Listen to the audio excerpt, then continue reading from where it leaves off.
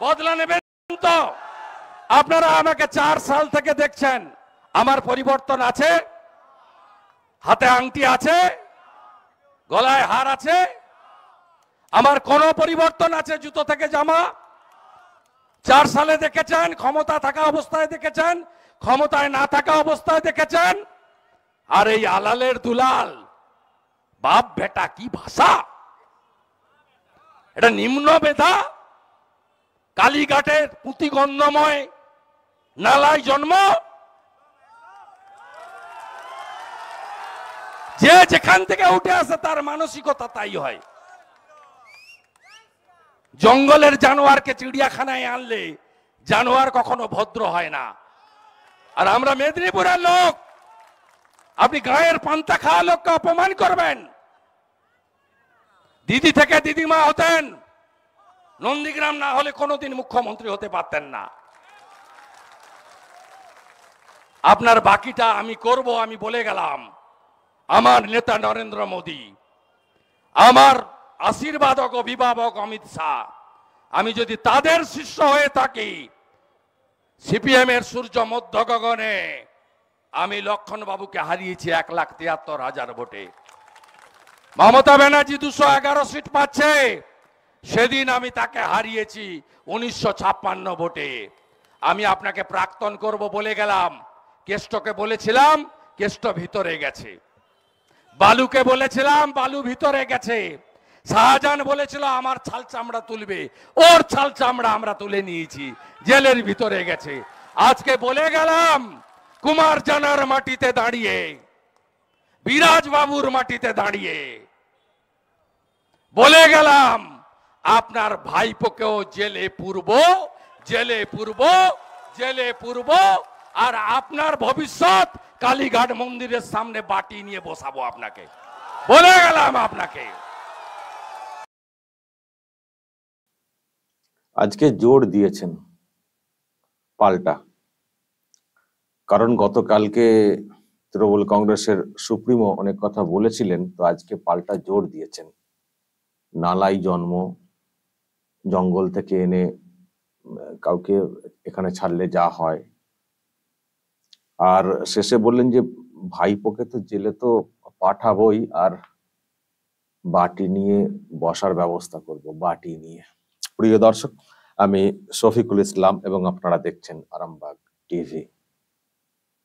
আসলে গতকালকে তৃণমূল কংগ্রেসের সুপ্রিমো যেভাবে কথাটা বলেছেন, তার পাল্টা রিয়াকশন এইরকমই হওয়ার কথা। কারণ সবাই তো মানুষ, যদি কারো বাপ তুলে কথা বলা হয়, বাপ বেটা, বা সত্যকে একেবারে অস্বীকার করা হয়, জলজান্ত অস্বীকার, তো রাগ তো হবেই। তো সেই জায়গা থেকেই উনি বলেছেন নালাতে জন্ম, এসব বলেছেন। তো কেমন হবেন? যার জন্ম ওখানে, তো এরকমই তো হবেন, এটাই কার্যত বলার চেষ্টা করেছেন। দর্শক, আমি আপনাদেরকে আগে শোনাই গতকালকে তৃণমূল কংগ্রেসের সুপ্রিমো কি বলেছেন। আজকে তো তার জবাবটা তো উনি দিয়েছেন, তো কালকে এক্স্যাক্টলি কি বলেছেন এবং আরো জবাব কিন্তু আজকে উনি দিয়েছেন, আমি সেটাও আপনাদেরকে শোনাবো। আগে আপনাদেরকে শুনিয়ে দিই যে উনি গতকালকে কি বলেছেন। কথাগুলো শুনুন দর্শক, ভাষা শুনুন এবং কথাগুলো শুনুন, কিভাবে একেবারে জল জ্যান্ত অস্বীকার করে ফেলছেন নন্দীগ্রাম কাণ্ডটাকে। দর্শক শুনুন। মনে পড়ে লড়াইগুলোর সময় বাব্বাটা কোথায় ছিলেন? 15 দিন বাড়ির থেকে ভয়ে বেরোননি। আর আমি এখনো চ্যালেঞ্জ করে বলছি, সিপিএম এর সাথে আন্ডারস্ট্যান্ডিং করে আপনারা নন্দীগ্রামে এই গণহত্যা ঘটিয়েছিলেন। একদিন না একদিন তা প্রমাণ হবে এবং সিপিএম এর যারা বেঁচে আছে লুকিয়ে লুকিয়ে জিজ্ঞেস করবেন, তারা সমস্ত ঘটনা বলে দেবে। আর সেদিন আমি না থাকলে নন্দীগ্রাম থাকতো না। আমি গর্বের সাথে বলি, রাতের পর রাত আমি রাস্তায় কাটিয়েছি, মানুষের পাশে ছুটে এসেছি, নিজে একে সেই টাকা বিক্রি করে সাহায্য করেছি। গতকালকে এই কথা বলেছিলেন ওই জেলাতে গিয়ে। বাপ বেটা কোথায় ছিলেন? ভয়ে তো 15 দিন বের হননি। আমি ছিলাম রাস্তায়, আমি না থাকলে নন্দীগ্রাম থাকতো না। আমি টাকা একে বিক্রি করেছি, টাকা একে বিক্রি করেছে। তো এইসব কথা উনি বলেছিলেন এবং তার সঙ্গে চাঞ্চল্যকর যে কথাটা বলেছিলেন যে সিপিএম এর সঙ্গে আন্ডারস্ট্যান্ডিং করে নাকি বাপ বেটা ওখানে গণহত্যা চালিয়েছিলেন, এই কথাটা উনি বলেছিলেন। তো সেই জন্যই আর কি আজকে একেবারে কড়া জবাব দিয়েছেন শুভেন্দু অধিকারী। এবং সেই সঙ্গে আরো যেই কথাগুলো উনি বলেছেন, এই যে একেবারে অস্বীকার করছেন যে বাপ বেটা ছিলেন না, উনি ছিলেন আন্দোলনের নন্দীগ্রামের। তো আজকে সেই সম্পর্কেও অনেক কথা বলেছেন শুভেন্দু অধিকারী। এই যে বড় বড় কথা বলছেন, আপনি কোথায় ছিলেন? শহীদ পরিবারের 5 জনের নাম বলতে বললে বলতে পারবেন? আপনি কোথায় ছিলেন? আন্দোলনের শুরু থেকে তো আমরা ছিলাম। আমি দর্শক আপনাদেরকে ওই অংশটাও খানিকটা শোনাবো, ওই বিষয়ে কি জবাবটা আজকে দিয়েছেন শুভেন্দু অধিকারী। আশা আশা বাপ বেটা,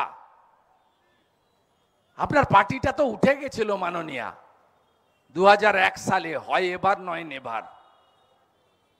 কেউ দিত না জায়গা।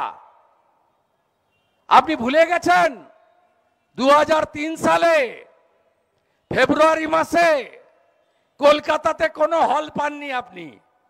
নেতাজি ইন্ডোর, নজরুল মঞ্চ, ক্ষুদিরাম অনুশীলন কেন্দ্র দেয়নি বামফ্রন্ট সরকার আপনাকে মিটিং করতে।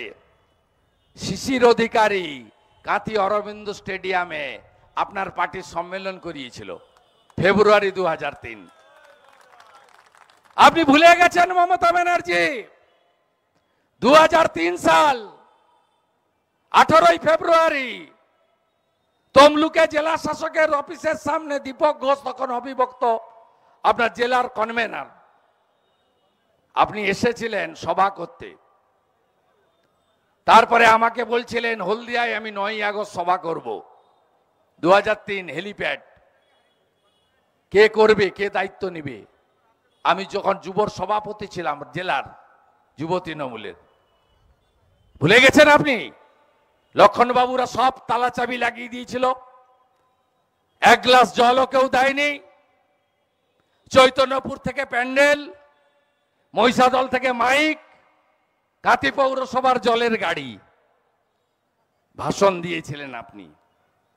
ফিরার সময় নন্দকুমারের টার্নিংয়ে সুকুমার দে সাক্ষী গাড়ির কাঁচ নামিয়ে আমাকে বলছিলেন, নির্মলেন্দু দা 98, 99 দুবার লড়েছে, এবারে লক্ষণ সেটের বিরুদ্ধে লড়তে চাইছে না, তুই কি লড়বি? ভুলে গেছিলেন না? 4 সালে তো আপনি প্রার্থী পাননি, আমি তো লড়েছি, আমি লড়েছি। আপনি ভুলে গেছেন না জঙ্গলমহল কোন দিক দিয়ে যেতে হয়? রাস্তা জানতেন না? ভুলে গেছেন আপনি? আপনি বলতে পারবেন নন্দীগ্রামে শহীদদের 5টা নাম? পারবেন বলতে? আপনি কোথায় ছিলেন? নন্দীগ্রাম আন্দোলনের পটভূমিকা হয়েছে 2006 3রা নভেম্বর সোনাচূড়াতে, জমি রক্ষা কমিটির নামে। ভূমি উচ্ছেদ কমিটি হয়নি সেদিন। ডিসেম্বর মাসে নন্দীগ্রাম বাস স্ট্যান্ডে মিটিং, আপনার মন্ত্রী সিদ্দিকুল্লাহ চৌধুরীকে জিজ্ঞেস করে নেবেন, সাক্ষী দিচ্ছি তো। 3রা জানুয়ারি ভূতা মোড়ে আন্দোলনের শুরু, সেদিন কোথায় ছিলেন আপনি? চকলেট, ক্যাডবেরি, স্যান্ডউইচ খেয়ে অনশন করছিলেন না টাটাকে তাড়ানোর জন্য? এই রাজ্যের নেত্রী বটে, শিল্প বাগান গুজরাটে তৈরি হওয়া কারখানাকে ডিনামাইট দিয়ে তুলে দিয়েছেন, বেকারের স্বপ্ন ধ্বংস করেছেন। আপনি করতে জানেন? সেদিন বামনচকে আমি ছিলাম আর আপনি ছিলেন নার্সিংহোমে, উডল্যান্ড নার্সিংহোমে। 7ই জানুয়ারি তার আগের দিন হলদিয়া উৎসব, গুলি চলল পানের বরস থেকে, ভরত মন্ডল, বিশ্বজিৎ মাইতি মারা গেল, দেহ দুটো পাওয়া গেল। আর শেখ সেলিম 30 বছরের যুবক, জাদুবাড়ি চর, পাকে পুঁতে রেখেছিল, দুটো হাত দুটো পা বেঁধে। রাস্তা কাটা। আমি মোটরসাইকেল চালিয়ে এসে 10:30টার সময় সেলিমের দেহ আমি তুলেছিলাম, হসপিটালে আমি নিয়ে গেছিলাম। আপনি কোথায় ছিলেন মাননীয়া? দর্শক শুনছিলেন, একেবারে লম্বা ইতিহাস বলে দিচ্ছিলেন শুভেন্দু অধিকারী, একেবারে তারিখ উল্লেখ করে কোথায় কি হয়েছে না হয়েছে। এবং একটা সময় লড়ার মতো কেউ ছিলেন না, ওনাকে লড়ার কথা বলা হয়েছিল, উনি লড়েছেন। যখন কেউ লড়ছিলেন না তখন উনি লড়েছেন, এটা উনি বললেন, যে কে সাক্ষী রয়েছে তাকে সেই কথা উনি উল্লেখ করলেন। এবং উনি তো চিনতেন না, এলাকা চিনতেন না, জঙ্গলমহল চিনতেন না, সব তো শুভেন্দু অধিকারী চিনিয়েছেন, এটাও উনি বলার চেষ্টা করলেন। আর এই যে এত কথা বলছেন যে নন্দীগ্রাম, আমি না থাকলে নন্দীগ্রাম থাকতো না, আপনি নাম বলতে পারবেন, 5 জনের নাম বলতে পারবেন? এইসব কথা বলছেন, কোথায় ছিলেন আপনি মাননীয়া, কোথায় ছিলেন? এই সময়তে এই জায়গায় আমি ছিলাম, আমি তো এই করেছি, একেবারে তারিখ উল্লেখ করে, জায়গা উল্লেখ করে বলছেন। আপনি কোথায় ছিলেন বলে আরো অনেক কথা বলেছেন, আমি সবটা শোনাতে গেলে তো অনেকটা সময় লেগে যাবে। আমি যেটা মূল বলতে চাইছি, যে তৃণমূলের সুপ্রিমো বলছেন যে আমি না থাকলে নন্দীগ্রাম হতো না, ওরা বাপ বেটা বেরোয়নি 15 দিন ভয়ে। তো শুভেন্দু অধিকারী যে বিবরণটা দিচ্ছেন, উনি তখন কোথায়? শুভেন্দু অধিকারী যখন থেকে বিবরণটা দিচ্ছেন এই ঘটনা ঘটেছে, উনি তখন কোথায়? আর এসে বলে চলে গেলেন আমি না থাকলে নন্দীগ্রাম থাকতো না, ওরা বাপ বেটা বেরোয়নি। বাপ বেটাই তো আন্দোলনটাকে তো মুভ করেছিলেন, স্টার্ট করেছিলেন। ওখানে একটা সংগঠনের নামে একটা মুভমেন্ট চলছিল, কৃষি জমি রক্ষা, মানে ভূমি উচ্ছেদ কমিটি না কিরকম।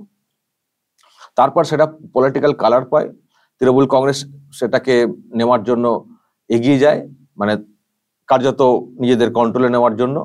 তো সেখানে তো শুভেন্দু অধিকারী, শিশির অধিকারীরাই তো অগ্রণী ভূমিকাতে ছিলেন, আগে ছিলেন। পরে উনি এসে সভা করেছেন, নন্দীগ্রাম কলেজ মাঠে সভা করেছেন, তারপর উনি আসতে শুরু করলেন। কিন্তু পুরো গ্রাউন্ড ওয়ার্কটা কে করেছেন? আমি তো দর্শক গতকালকে আপনাদেরকে দেখিয়েছি, উনার যে বই নন্দীমা, সেখানেও শুভেন্দু অধিকারী, শিশির অধিকারীদের নাম সবার আগে উল্লেখ করা রয়েছে। আর উনার পুরনো বক্তব্য তো আপনারা শুনেছেন, আমি গতকালকে শুনিয়েছি। তো আজকে শুভেন্দু অধিকারী নিজে জবাব দিয়েছেন, যেহেতু গতকালকে বলে গেছেন ওই কথা, আজকে নিজে জবাব দিয়েছেন, নিজের জেলার মাটিতে দাঁড়িয়ে, যে আপনি এসব কথা বলছেন, আপনি কোথায় ছিলেন মাননীয়া? আমরাই তো সব এগুলো করেছি, কোথায় ছিলেন আপনি? তো সেই জবাব উনি আজকে দিয়েছেন। আর ওই বাপ বেটা বলার জন্য উনি পাল্টা দিয়ে দিয়েছেন। হ্যাঁ, নালাতে জন্ম হলে যা হয়, কি দুর্গন্ধযুক্ত নালা, কি একটু বললেন, যা হয় তাই হচ্ছে। আর বললেন যে বাটি হাতে বসাবো কালীঘাটে, করে ছাড়বো, প্রাক্তন করে ছাড়বো, আর ভাইপোকে জেলবন্দি করে ছাড়বো। দর্শক কি বলবেন? যা শুনলেন দেখলেন, যদি কিছু বলার থাকে অবশ্যই বলবেন, কমেন্ট বক্সে নজর রাখবেন আরামবাগ টিভিতে।